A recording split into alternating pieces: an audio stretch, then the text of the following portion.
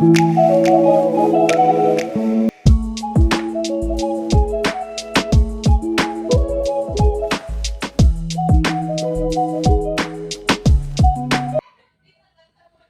semuanya, pada video kali ini saya akan membahas materi tentang pengantar pendidikan Pancasila. Pada video ini ada 4 pokok pembahasan yang akan dibahas. Yang pertama mengenai konsep dan urgensi pendidikan Pancasila. Yang pertama, konsep pendidikan Pancasila. Konsep pendidikan Pancasila dapat dipahami dari berbagai perspektif, yaitu yang pertama, perspektif historis, yaitu melihat latar belakang sejarah lahirnya Pancasila sebagai hasil perjuangan bangsa Indonesia untuk merdeka dari penjajahan. Yang kedua yaitu perspektif sosiologis, yaitu melihat Pancasila sebagai pandangan hidup bangsa Indonesia yang mencerminkan keberagaman suku, agama, budaya, dan adat istiadat yang ada di Indonesia. Pancasila merupakan jembatan yang menghubungkan berbagai perbedaan tersebut dalam semangat Bhinneka Tunggal Ika.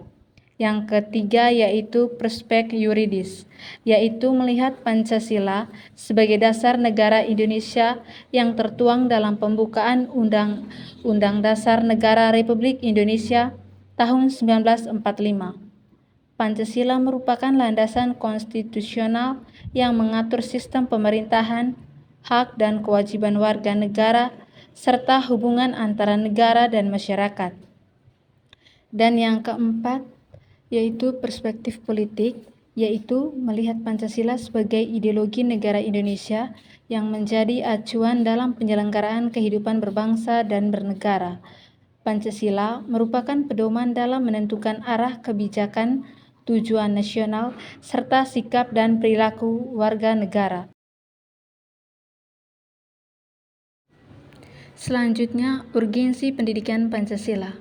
Urgensi pendidikan Pancasila dapat dipahami dari 2 pendekatan, yaitu yang pertama pendekatan institusional, yaitu melihat pentingnya pendidikan Pancasila sebagai salah satu mata kuliah wajib di perguruan tinggi yang harus dipenuhi oleh mahasiswa.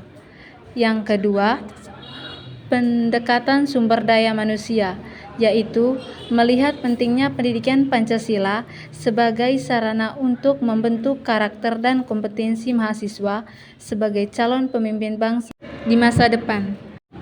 Yang kedua, menggali sumber historis, sosiologis, yuridis, dan politik pendidikan Pancasila. Yang pertama yaitu sumber historis pendidikan Pancasila.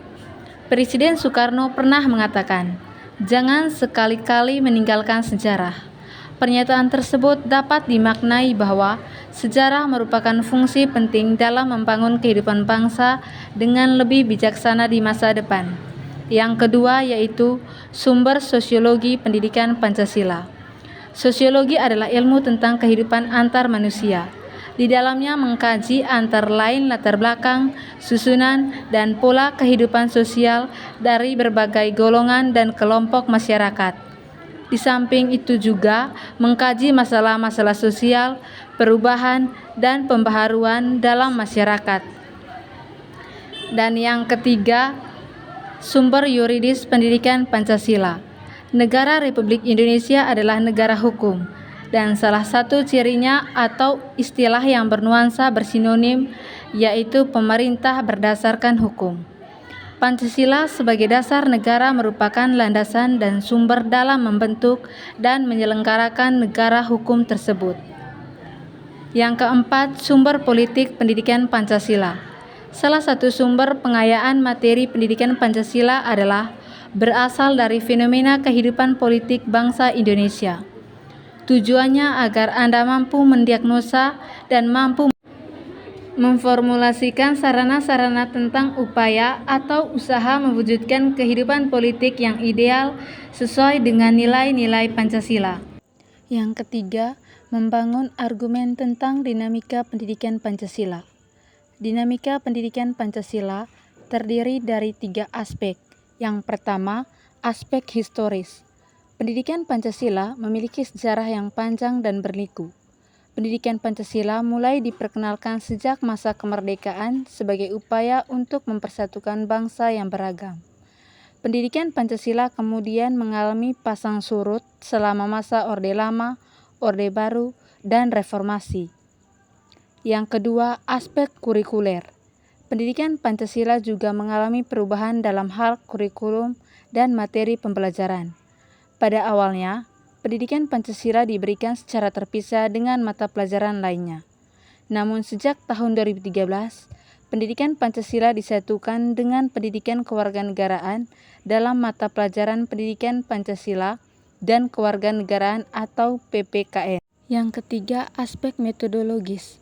Pendidikan Pancasila juga mengalami perubahan dalam hal metode dan strategi pembelajaran.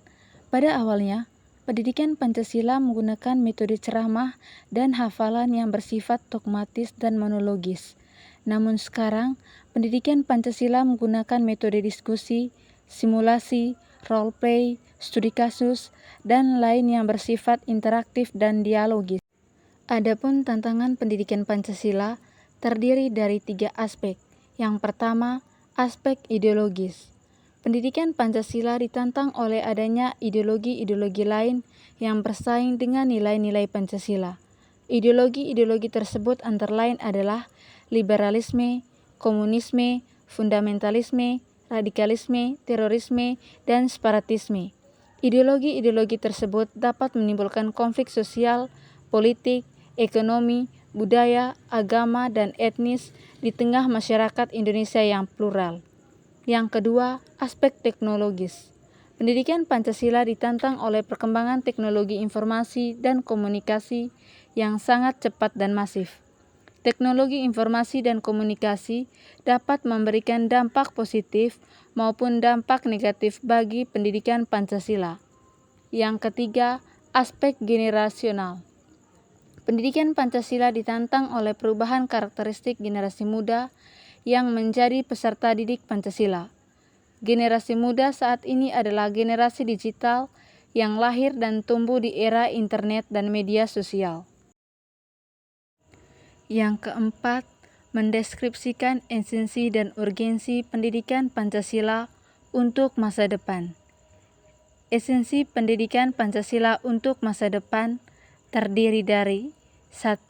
Pembentukan karakter, 2. Pengenalan ideologi negara, 3. Penghargaan terhadap keberagaman. Sedangkan urgensi pendidikan Pancasila untuk masa depan terdiri dari 1. Penguatan jati diri bangsa, 2. Pencegahan ekstremisme dan radikalisme, 3. Pembangunan sosial ekonomi yang berkelanjutan.